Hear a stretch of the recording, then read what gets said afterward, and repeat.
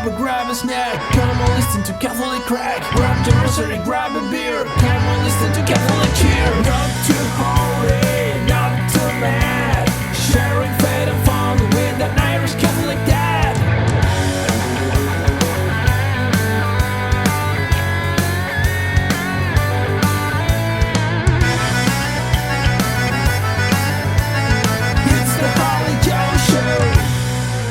Welcome to the Holy Joe's podcast. Three Catholic men with years of leadership experience in the Catholic Church give some tips for life and helping us to live life to the full. Welcome to episode 8 of the Holy Joe Show, and I'm joined tonight by the usual contributors, Dermot Kelly and Matthew McFadden, and we've got a special guest tonight. We've got Michael Kelly, the editor of the Irish Catholics. We're looking forward to hearing from him shortly here. But lads, how has the week been? Like, what have you been up to? What have you been listening to, hearing about?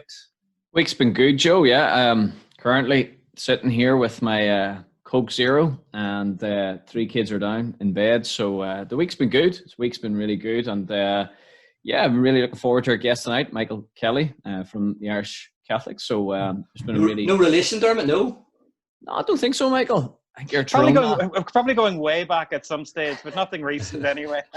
We're all related back. Yeah, no, I'm looking forward to the show tonight. There's been a lot of really good current issues throughout the week, and hopefully we can touch on them as well. Yeah, Joe, all good here. Back in school these days, getting sorted out for getting back in for the new term, whenever that'll be, waiting just for a confirmation on that from the minister, but getting all things ready. Had a good week, Joe. Busy week. Myself and Dermot went for a hike, a 12-mile hike in Davin Forest there during the week, which I enjoyed. And thankfully, Dermot led the way because I would have got us lost a few times. Really enjoyed Bob last week. What I liked about Bob was, and I probably said this last week, was I suppose I had this preconception that Bob and his family of 7 children would be having prayer time in the living room and everything would be really good. And I heard from Bob just that, you know, it's not easy being a parent, and it's not easy bringing children up in the faith, and just enjoyed hearing that. And I had a lovely Father's Day yesterday, I have to say. I got up early and I went for my walk as usual, and then I came home and I made the 2 eldest a continental breakfast, and we had that together, the 3 of us, and we chatted around the table. And then later on in the day, I took them individually to the local church, and we lit a few candles and we had an ice cream and walked home. So that was lovely. Just a nice thing to do. Sunday's the day I checked my beehive. They were all freaking out because there was a big windstorm coming, and the hive looked like they were swarming. So I was going, what's going on here? But actually they were warning me, and I should have read the sign. There was a thunderstorm about the approach, and I got absolutely drenched, me and the kids. And so I was out doing my bees, but my dad called down as well, Matthew, and I help out with the mass in the local parish. I'm the Facebook guy who presses record for the parish priest. He gives some communion for us in the pics, and my dad was like the best Father's Day ever, like lighting a candle in the house and just reading the Bible together and just sharing the Eucharist together. So that was a wee treat. But yeah. Yeah, mine was a bit of a busman's holiday weekend. In a certain sense, I am in the process of sending a book to the printers that I've been working on for the last 2 years, really, a book on the Holy Land, and I had a final proof copy from the designers this weekend. So I really was just going through it, trying to find any kind of last minute sort of spelling mistakes or typos or anything like that needs to be corrected. So it's interesting because, you know, you have this text obviously going around in your head for the best part of 2 years, and it finally sort of comes to a point, and you just see how collaborative it is, because, you know, you write a book and everybody tells you you're great and it's a wonderful book and stuff, but, you know, there's just so many people in the background in terms of designers and sub-editors and just so many people who contribute to the project. And they get a brief mention in the acknowledgement page, but I'm not even sure people read acknowledgement pages. So I suppose I just had a great feeling of gratitude for that as well, for the many people who have who've helped me sort of get it to this stage. I hope you opened a bottle of red wine now, Michael, for that to celebrate. There may have been a glass. There may have been a glass taken. That's great. I suppose on that note, it's probably good that we introduce you, Michael, and a big Holy Joe's welcome just to Michael Kelly join us this evening. And I have to say, I'm a bit of a fan of your writing. The book you done with Austin Ivory, How to Defend the Faith, was a great book, and I quoted it. Thank you, Joe. In an assignment or two now, but so I'm looking forward to hear a wee bit more about that. But Michael, just to get the ball rolling, like, will you tell us who you are and like where you're from in the world? I know Matthew said you're from a neighbouring parish. Yeah, absolutely. Originally from County Tyrone, the parish of Kappa, sometimes better known as Killyclahar parish. It's one of the two parishes really in Omagh town. Anyone who knows Omagh will know the Church of the Sacred Heart at the top of the hill. It's a very beautiful church, but what they don't know is that if the steeple of Sacred Heart Church fell, it would actually fall into Kappa parish, because at the bottom of the hill, Kappa parish begins. So it's a parish. It's half urban, half rural, and as a result, that was a lovely mix. I grew up on just on the outskirts of Omagh and went to school in the town.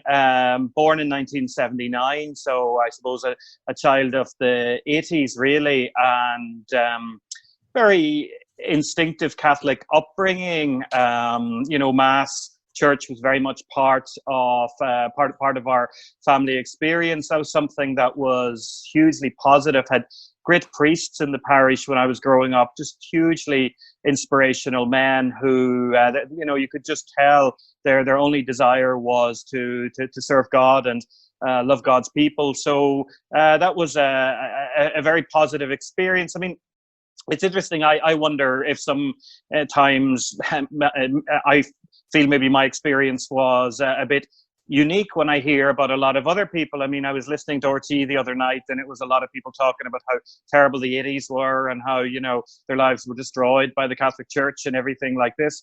I experienced it in a very different way, and I wonder to what extent people have a bit of false memory around things like that. I think maybe people watch movies like Angela's Ashes and they think, oh gosh, that was my experience as well. But my experience, I have to say, was beautifully positive, and I never remember a time when Catholicism, when the faith wasn't part of our life, wasn't part of our upbringing. And my parents both very devout people who wore it lightly. They didn't go around preaching, but they were very firm in their faith, very firm in their conviction. And both when we were young children, I got four brothers.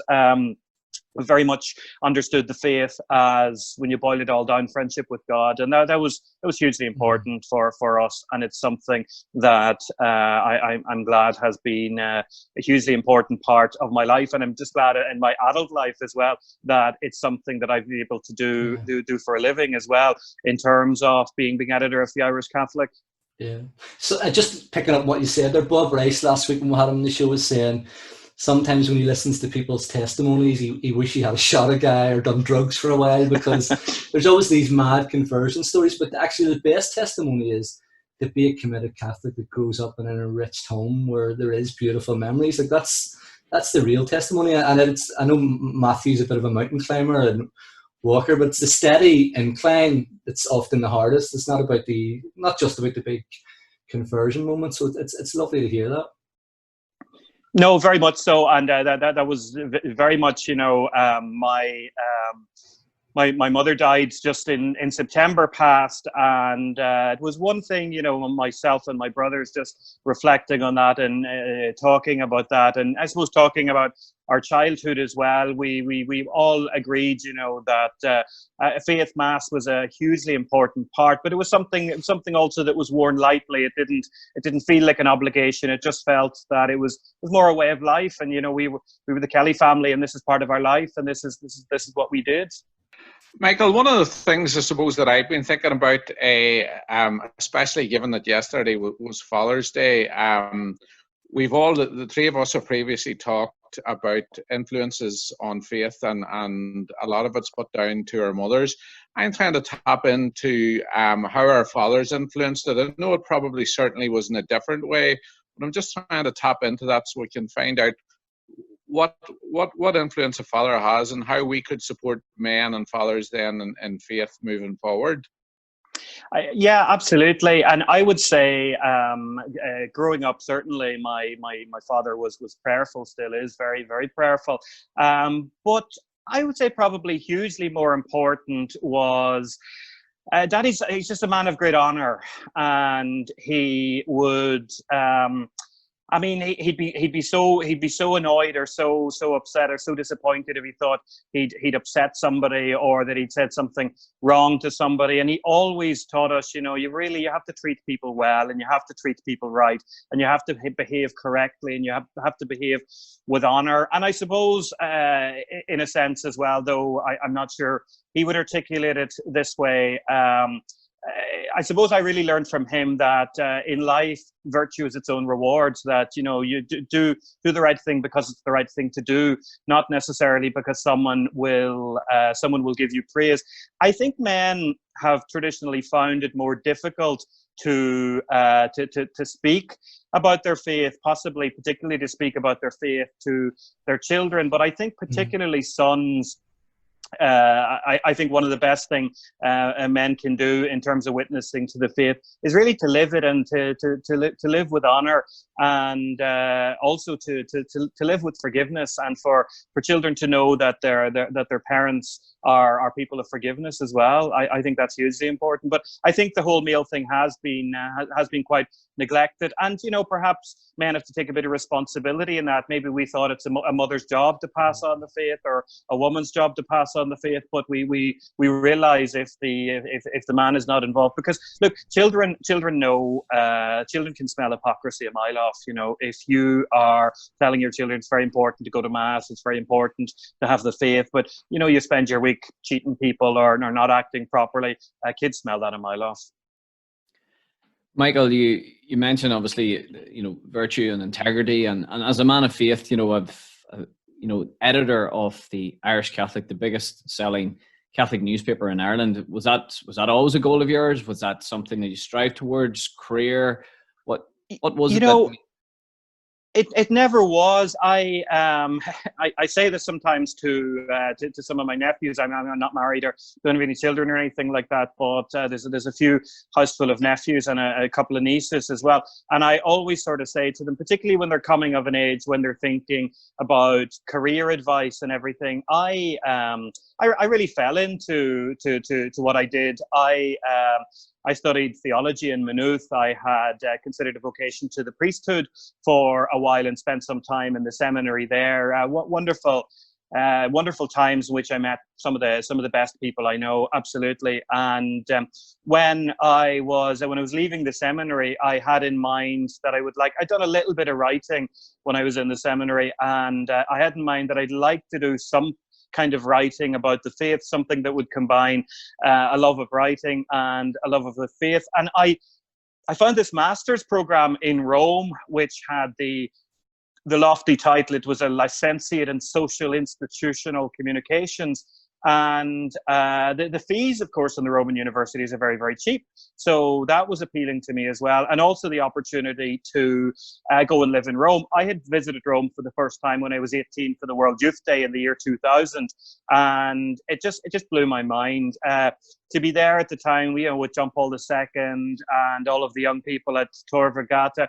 But not just the World Youth Day event. I really fell in love with the city, and it really, I suppose, dawned on me why Rome is called the Eternal City, because it is. I mean, you can almost feel the spirit of the martyrs and the saints in Rome, because so many people gave their lives that ancient city. And it's such a vital role in the faith around the world, even with St. Patrick coming to Ireland. So I had the opportunity to go and do that master's in Rome. And while I was there, I got a part-time job in a Vatican radio. Now, people may or may not be aware of Vatican radio, but when the Pope in 1929 negotiated the Concordat with Italy, the Lateran Pact that would restore the freedom of the Holy See, which had been lost after the Italian kingdom conquered the Papal States, one of the things that he requested was that the Vatican must have its own radio station because the Pope must be able to communicate freely with Catholics all around the world. So what the radio does to this day, it broadcasts in 47 languages, and its main responsibility is to broadcast the messages of the Pope and to translate the words of the Pope into various different languages. In doing that, I suppose this was kind of 2002, 2003. Poor old John Paul II was very much in decline at that stage. His health was very much diminished, and it seemed like every few months was a new crisis in his health. And each time he came back to the Vatican, we cheered and we rejoiced. But he was always a step farther down in terms of decline. But at that time, the likes of RTE, BBC Radio Ulster would have been very keen to get an Irish perspective from Rome. So I started doing a little bit of radio, a little bit of television stuff from Rome for them. In the meantime, I was then asked by the Irish Catholic if I would like to become their Rome correspondent, and I did that. Fast forward to 2005, and John Paul II died on the 2nd of April, times that I'll never forget. I mean, the outpouring of love and affection for the Pope from all over the city of Rome and all over the world was just something incredible. And a number of weeks later, of course, Benedict XVI was elected, and I was privileged to be there and do some of the commentary for that as well. And after that, I suppose I thought, gosh, if I live in Rome for another 10 years, I'll never experience anything like this. Maybe the time is to go home. And there was an opportunity to go and work in the Irish Catholic offices in Dublin at that stage as a reporter. And I suppose over the years have just worked my way up and was appointed editor in 2012. So it was never, I could never have imagined it. It's been a beautiful journey. And, if you'd have told me when I was starting the Masters in Communications that I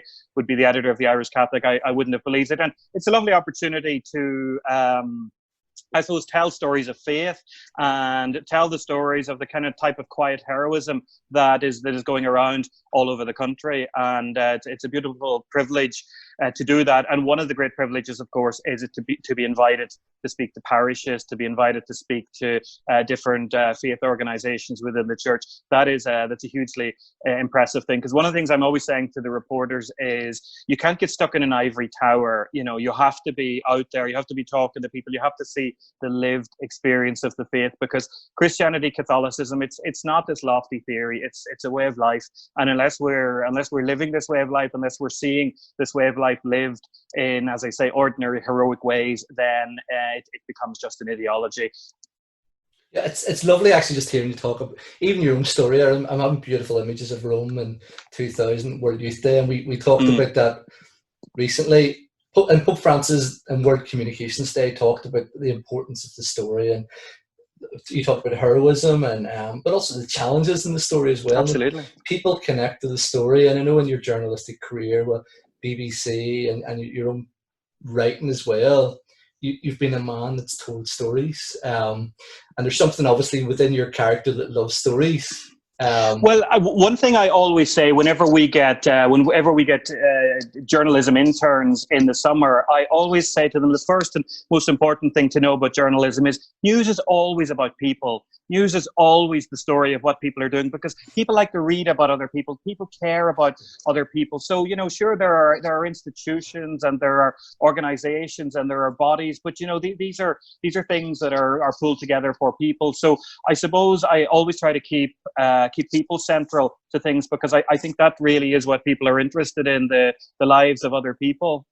Yeah, and one of the most amazing things for me is when I open the Irish Catholic often on a Sunday. I know it's out on a Thursday, but it's seeing the people, whether it's in County Kildare or Meath or Derry or down in Connor or Cork, just the ordinary average Joes and Marys, and they're there supporting the parish, whether it's the John Paul II Award or the Youth Pilgrimage. There's something lovely about the good news story that travels throughout the Irish Catholic. I mean, we could pick up the Irish Times and it can be a bit of doom and gloom, but there's a positive story that just weaves the whole way through the Irish Catholic. I know it's edgy at times and it brings in some tough articles that Dermot wants to talk about shortly here, but there's something different about how you write or edit, Michael. It's brought in like a positive light in the church in a time of, I suppose, huge challenges. Well, I appreciate you saying that, Joe. I really do. I mean, I suppose there's so much negativity, and there's so many commentators or papers you would read and tell you, that the Catholicism is dead and buried, that it's a thing of the past. I've been saying this to people, particularly in the pain that we've been experiencing with the absence of masses. There is no single activity that more people on this island do on a weekly basis than go to mass. I mean, about 1.9 million people on this island before coronavirus went to mass every Sunday morning, or Saturday evening as well. So that is, that's like filling Croke Park, many, many times. And yet, if you were to turn on the radio, you turn on the television, you could easily be forgiven for imagining that religion, faith is very much a fringe practice in Ireland. So we try to highlight that in the paper, that this is the story of ordinary people involved in their parishes, involved in their communities, trying, in the midst of all their frailties and weaknesses, to pass the faith on to another generation. Yeah. And Michael, yeah, it's all, I totally agree, and it's about the people, and it's about getting the message out there. And I know Joe, he's a big reader of the Irish Catholic, getting it on a Sunday and reading it. But I love following you on Twitter as well. And for some of our listeners, I'm going to read out to a most recent tweet from yourself, because our word for the week is edgy. We've been listening to feedback, and people have been saying, podcast, can we be a wee bit more edgy? I thought our jingle was edgy enough. I think the jingle's very impressive. But your latest tweet, I suppose it's around a current issue, and Archbishop Dermot Martin spoke vocal about it this week. Your tweet was, "I think I'll ask my local supermarket if we can have mass on June the 29th. There's no limit on the number of people allowed in the supermarket, yet Leo Varadkar wants to limit our churches to 50. I thought that was very interesting. Obviously, again, like we've spoken about, it's about the people, and it's maybe just stirring the pot a little bit as well. What's your thoughts on the current issue around pandemic times with the church, building a sense of community, and just a response to things as well?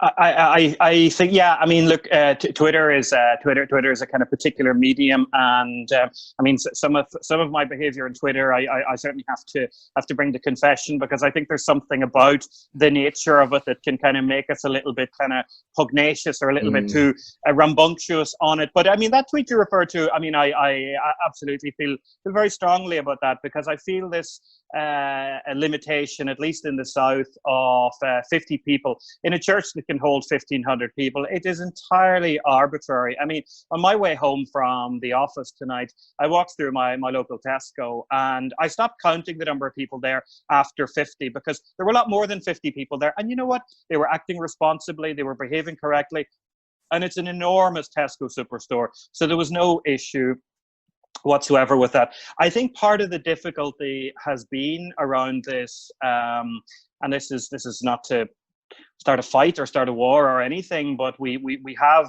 at the moment both north and south politicians who are they're very secular in their outlook. A lot of the public officials who work with them are very secular in their outlook, perhaps are not church-going people themselves, don't really know people who go to mass. So I suppose they don't understand the importance this is for people's spiritual well-being. So one of the things I've been doing during this pandemic is trying to underline the important fact that we must only move when it is safe to do so. Like, we must only reopen the churches when it is safe to do so. That must be the priority. But churches should not be at the back of the queue. Like, we had the situation here a few weeks back where people were going to be able to go and sit in a bar and sit in a restaurant while they wouldn't be able to go to Mass. And most Catholic churches, or certainly many Catholic churches, particularly in urban areas, are really, really large buildings where people can very, very safely physically distance. So I suppose that's what I've trying to be underlining, just this idea that the church or the faith life of people should not be left to the back of the queue, because it's not an optional extra. And I think if you're not a person of faith, you find that difficult to understand, because you think, oh well, why can't people just pray at home, or why can't they go out into a field and pray? And of course they can do all of these things, but none of that comes close to the intimacy of God giving himself in the Eucharist. And that's something obviously that Catholics understand. And if this is not something that motivates you, then it's difficult to understand. So that's why I think it's very important that we do say to our civic leaders, of course, we respect your responsibility in terms of public health and public safety, but the church needs to get the same look in as every other sphere of society. Michael, is the Catholic Church and Catholics, are we held to a different standard and a different account than the others, and maybe not offered the freedom to go and do something even though we really want to do it? Yeah, I mean, I think there's a couple of things at play there. I think what you do experience is many people in public office who just see going to Mass on a Sunday morning as an optional extra, and it doesn't really matter whether people go or not. That it's not really that important. And if the churches didn't open for another year, so that would be fine as well. People can watch Mass at home. They can watch it on the webcam. So that is certainly part of the aspect of it. I think because the church traditionally doesn't act as a lobby group per se. I mean, there's a vintners federation, there's a supermarket representative organization, there's a restaurant association. The church doesn't really have anything like that meets regularly with civil servants or politicians and encourages them to think about things from a certain point of view. So I suppose we probably suffered a little bit from our patient silence on the issue. So that's why, I know David Quinn recently felt that it was just very important in the last 5 to 6 weeks to kind of say, as every other aspect of society was opening up, hold on here, church life is very important for people as well, and that has to be part of it. Whether politicians engage or not, I certainly have a little bit of interaction with them on Twitter. As you were saying, Joe, the paper comes out on a Thursday, and about a fortnight ago, I tell this anecdote for my own vanity. And about lunchtime on a Thursday, about 2 weeks ago, a lady rang the office from the Department of the Taoiseach to say that the Department of the Taoiseach's copy of the Irish Catholic had not arrived that week yet. So I took a certain satisfaction that within a few hours of it having been supposed to arrive, they had actually noticed that it hadn't arrived. So look, if that means they're looking at it, possibly feeling irate because we're saying, they need to concentrate more on the masses, but that was gratifying as well. Send a few copies the next time. I know. I know. Do you send one up to the first and deputy first minister in the north? They subscribe as well. The Executive Information Service is a subscriber, so they certainly get a copy of the paper. Michael, before we move on to ask about how men communicate their faith better, I'm just interested in the whole idea of religious tolerance. You previously worked in the BBC. I'm wondering, is there a difference between how religion's tolerated within, I suppose, UK and within the Irish context?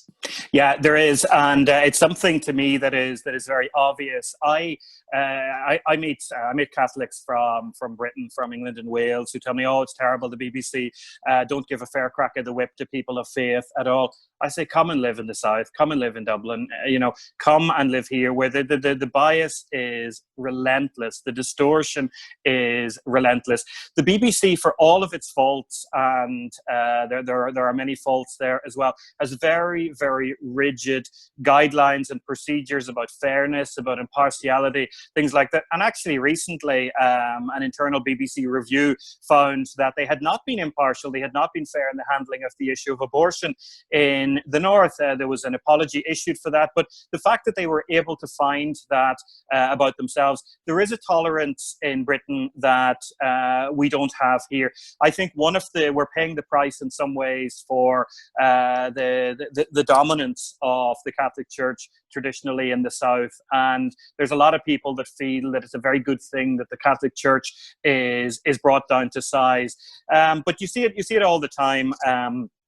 In the emphasis that is put on stories, I like to compare.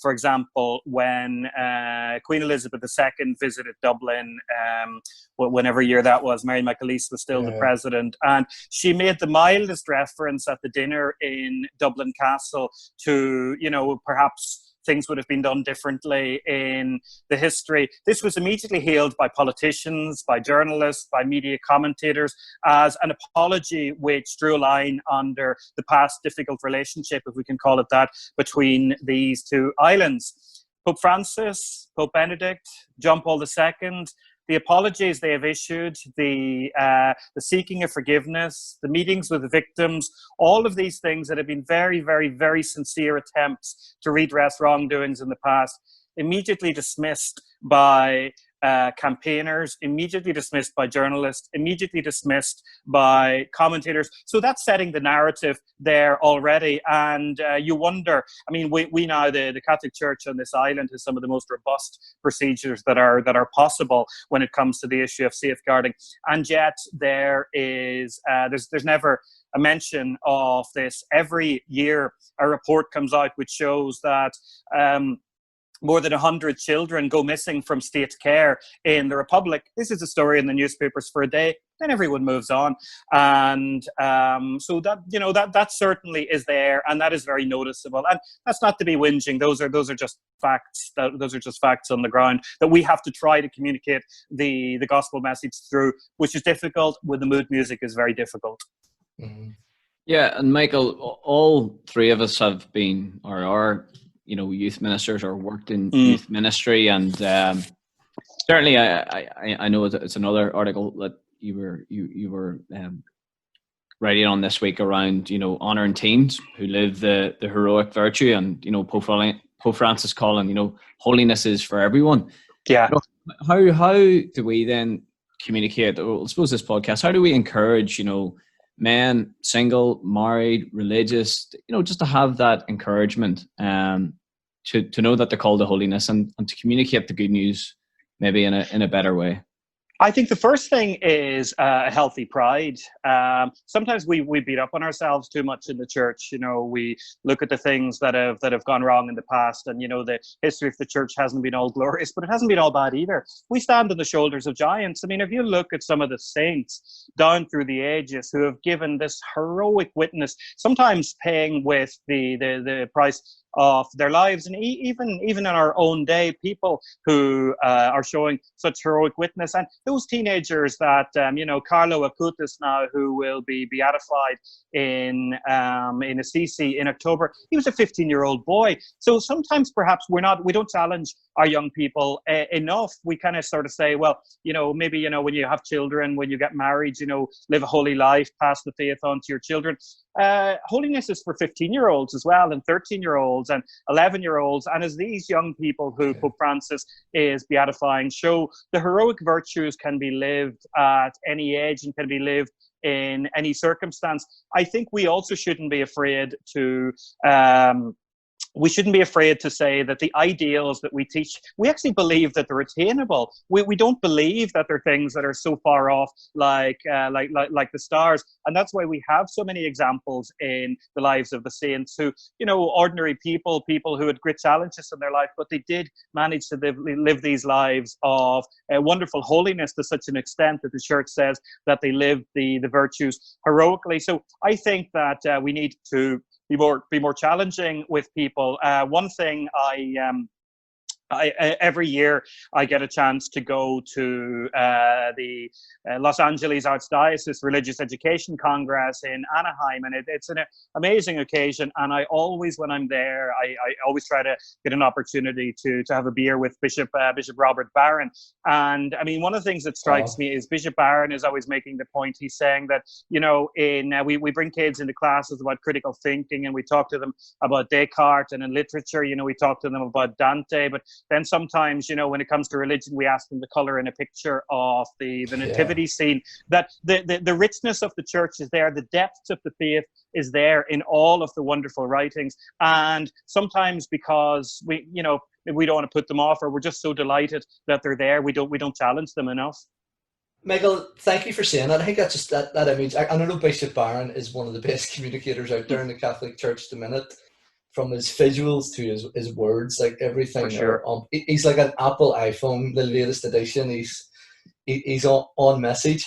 And often I hear a narrative in the church about the bishops aren't speaking loud enough. Like, where is the church on this issue?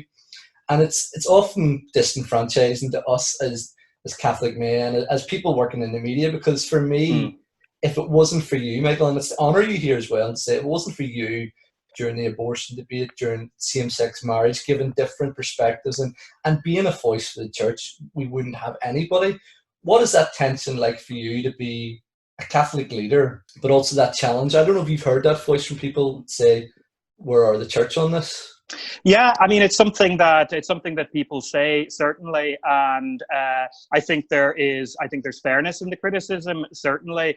I think the difficulty that the bishops find themselves in, they feel rightly or wrongly that their voice on an issue would be countercultural. They feel that it's more important to have lay people making these messages, and I appreciate that. I think that is true. But one place where the church could up the ground operation massively would be in the parishes, in the masses. And I would love to see, for example, themes around homilies. How often do you go to Mass on Vocation Sunday and the homily is about the importance of the vocation to the single life? Well, you know what? The Church has set aside that Sunday to specifically promote vocations to the priesthood and religious life. And that's not to exclude anyone, or it's not to say, you know, that men who are not priests or in religious life, that they're somehow inferior in the Church. But this is the one Sunday set aside for that. I think because of a lot of the criticism of priesthood, I think priests have lost a bit of confidence in promoting their way of life as well. So I think that's something that we as Catholic laymen need to really do as well, to be encouraging to priests. Like, how often do we leave Mass and, you know, the homily's been really great and everything, but we just go on, you know, either we don't say it to the priest, or we don't think to send him an email later or send him a text message, just to encourage, to say, look, that was really, really good.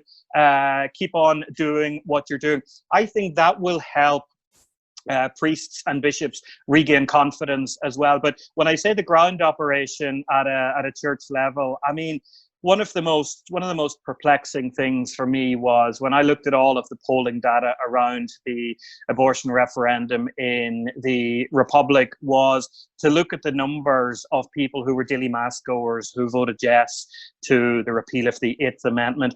And you wonder what kind of messaging they're hearing in parishes, what kind of catechesis they're getting in a parish, if they think that it is compatible with being a daily Mass goer voting to strip unborn children of the right to life. So if the bishops, if the church say, okay, we don't want to go on the television, we don't want to have a massive political campaign, the one place they could have the campaign would be from the pulpit. And that's not to say to politicize the pulpit or anything like that, but we have a job of work to do to convince our people, even people who are in the churches on a daily basis or a weekly basis, of the truths of the faith. Because what's happening with the secular drift around this is you hear very, very good people, very committed people say, oh, that's just the way things are going. And, you know, the world has become that way.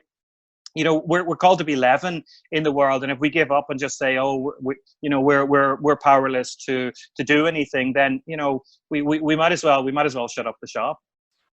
Michael, as a Tyrone man living close to the border, I had left my days of rebellion behind me, I thought, but you're really challenging me here, I suppose. over this last 10 years, maybe heading towards middle age or having children, I become very mild mannered, but I can feel you stoking the fire within me. I know you previously were involved in a book, How to Defend the Faith Without Raising Your Voice. Yeah. I'd like to tell us, talk a wee bit about that, and just a wee after question on that. Is it possible to how to defend the faith by actions as well? Yeah. I mean, I'll answer your second question first. Absolutely, very much so. And I think it goes back to being a man of virtue.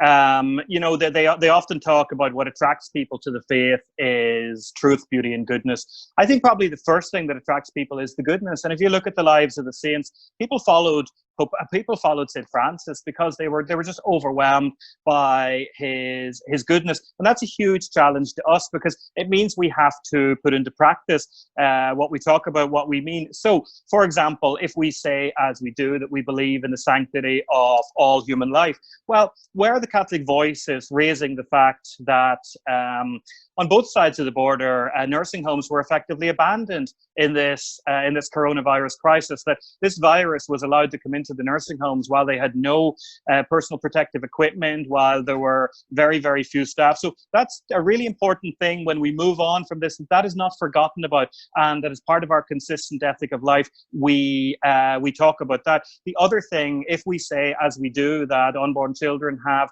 a right to life, what do we do for women who are experiencing a crisis pregnancy? What do we do for women who are being pressurized into have an abortion? Because it's not simply enough to hold that position.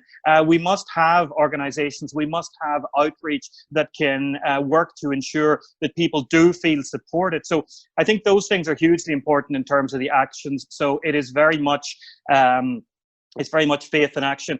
When it comes to the book, How to Defend the Faith Without Raising Your Voice, I suppose it was motivated for me by, and I'll sound like I'm sort of blowing my own trumpet here, but you know, very often, you know, somebody would hear me on radio or something and say, "Oh, you know, well done for defending, you know, the Catholic position on X, Y, and Z. I'd love to be able to do that." Or, you know, my work colleagues ask me questions like that, and I never know what to say. And these are very good people and very committed people. But you know what? When their work colleagues ask them and they don't know what to say, then their work colleagues conclude that the church doesn't have an answer to this. They conclude that the box was opened to look for the answer and the church was found wanting.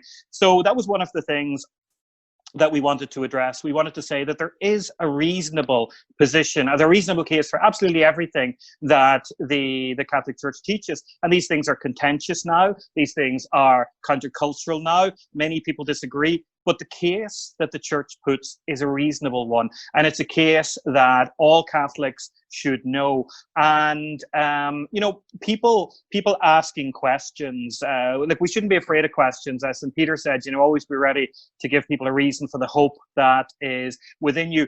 I would have a serious concern. This is one of the things that motivated the book, that we as Catholics, faced by a secular culture, that we would retreat into a bit of pietism or a bit of quietism even, and we would turn our faith into being all about our personal journey or our personal relationship with Jesus. Catholicism has never been like that. Catholicism has always been a big picture thing. It has always been about transforming the culture, and we have got to never lose sight of the fact that we have to transform the culture, that we're not Catholics simply for ourselves or simply for our own salvation or simply because it makes us feel good about ourselves or makes us feel fulfilled. We've got to be Catholic for the sake of the world as well. And if we want to convert the culture, which, you know, is no easy task, then we have to have reasonable responses for the questions that people ask. And this is not about being smart alecky, or this is not about coming up, you know, with punchy one-liners to, you know, to defeat the critics of the church, much as that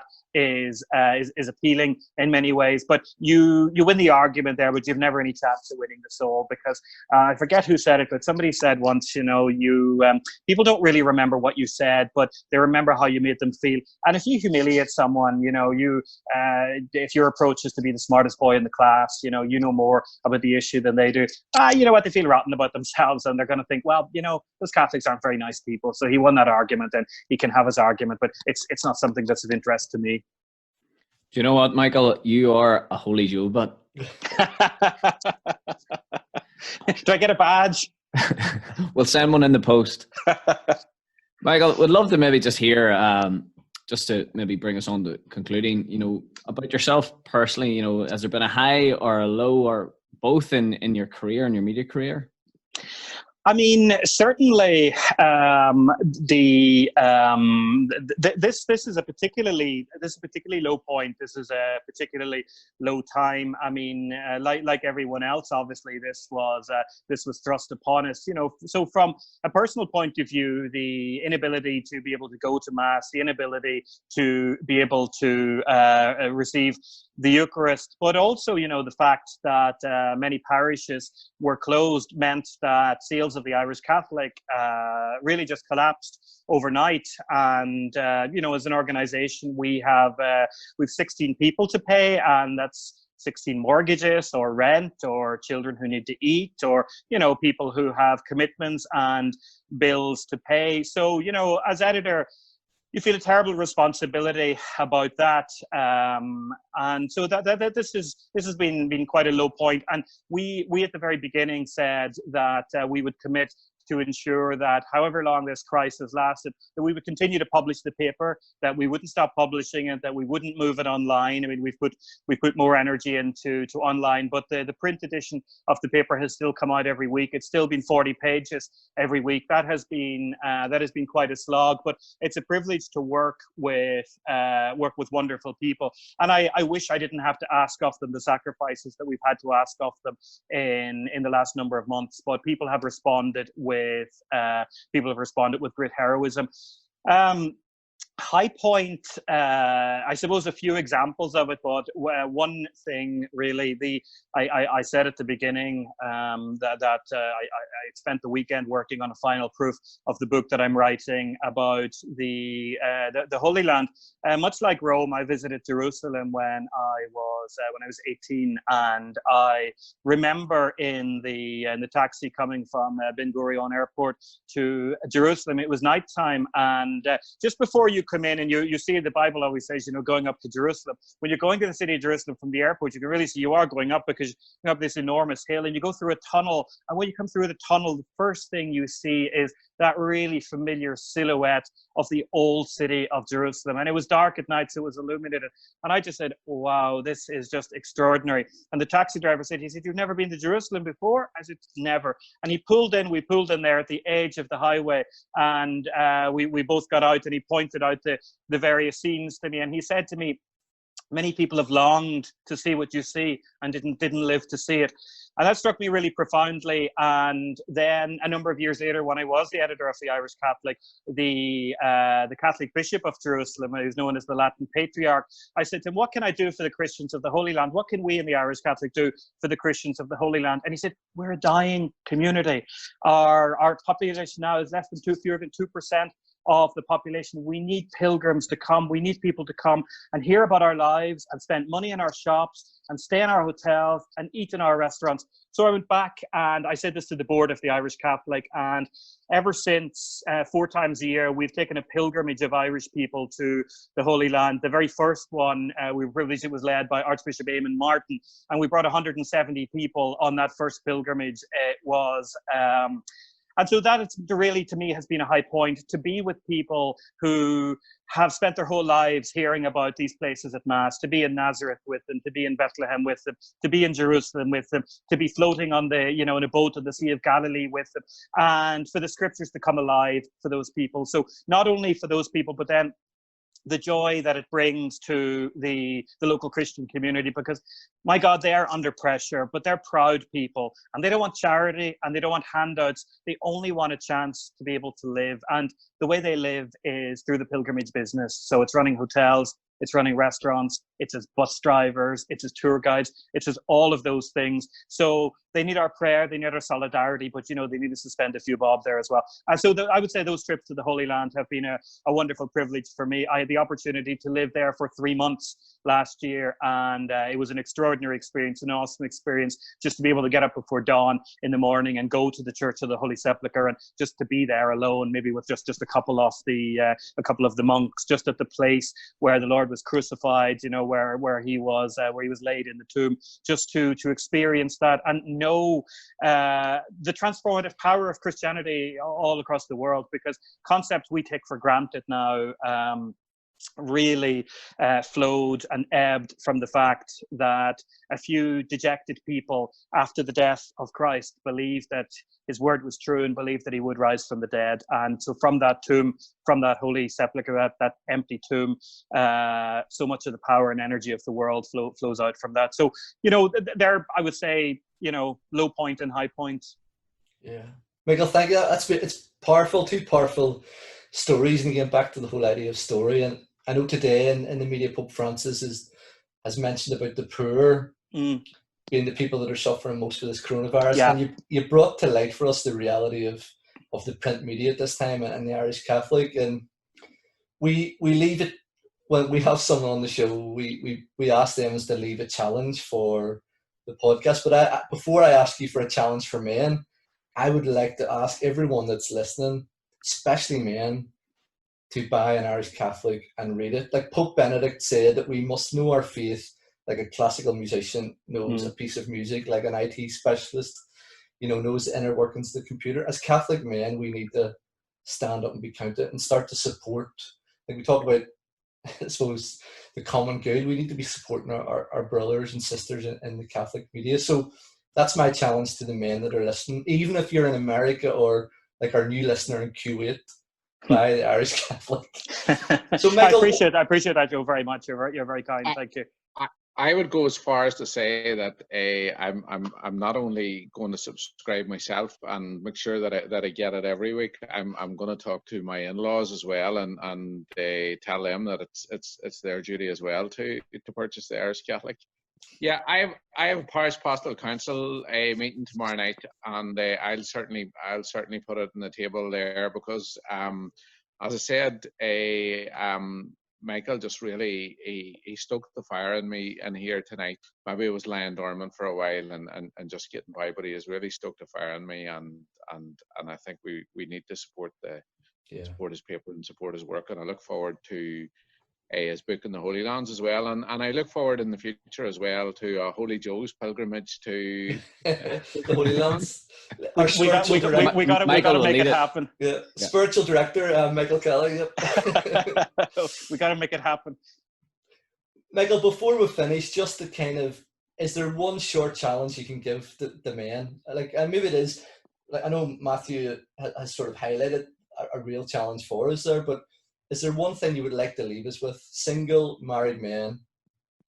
I would say share your faith with other men. Don't rely on other people to do it. And it's very simple. And sometimes we think we don't want to be preachy, but just tell them how important faith is in your life and how faith has helped you and how you think that faith would help them. Because God knows we all know people in our lives who, I'm sure, when we're thinking about that, we think, God, you know what, a little bit of religion would help him. And so I would say just not to be afraid to share it, because you do not know, even if you don't get any positive reaction, then you just don't know what kind of catalyst that is. You don't know what that word will mean to someone even many, many years from now. Because sometimes in the mission of the church, you never reap what you sow.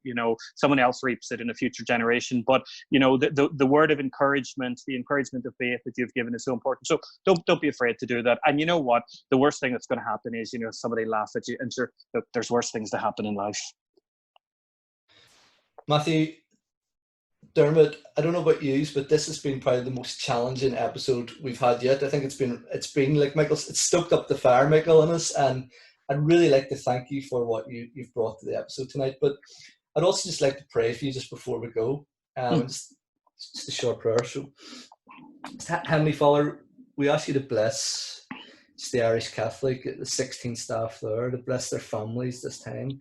I pray for all the Irish Church at this time, that they realise the importance we have in our journalists and the media. I pray for all the saints that intercede for those that evangelise and tell the good news, that they will intercede on behalf of the Irish Catholic. And during this coronavirus, there'll be some hope and some light. I ask St. Joseph to be with us, and I pray the Hail Mary for all the intentions of those in the Irish Catholic. Hail Mary, full of grace. Full of grace, the Lord is with thee. Blessed art thou amongst women, and blessed is the fruit of thy womb, Jesus. Holy Mary, Mother of God, pray for us sinners, and at the hour of our death. Amen. Bye. Thank you very much. And Bye, then, Michael. God bless. if you've any questions, ideas, insights, or contributions you'd like to make to the show, please email us at theholyjoespodcast@gmail.com. That's theholyjoespodcast@gmail.com.